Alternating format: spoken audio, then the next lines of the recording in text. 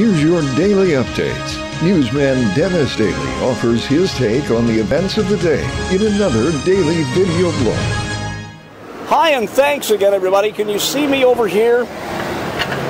I'm trying to get across the street. The reason I bring this up is there is a temptation when you come up to these walk signals to keep pushing on the button.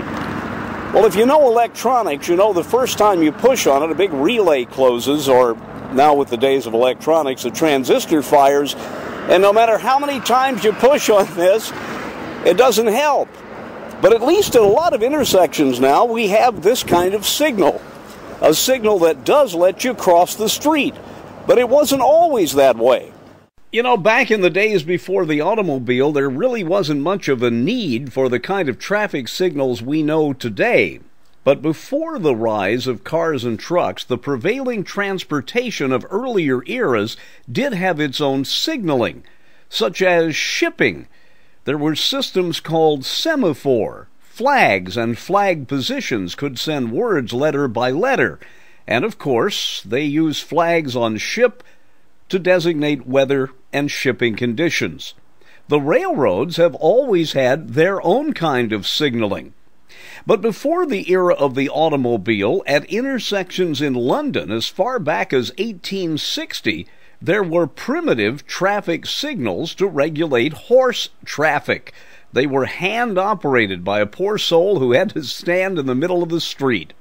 The modern electric traffic light is an American invention. As early as 1912 in Salt Lake City, a policeman named Lester Wire set up the first red-green traffic lights. No amber yet.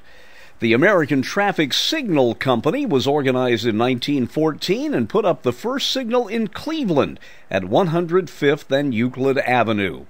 The first modern-day four-way, three-color traffic lights were created by yet another policeman, William Potts, in Detroit in 1920.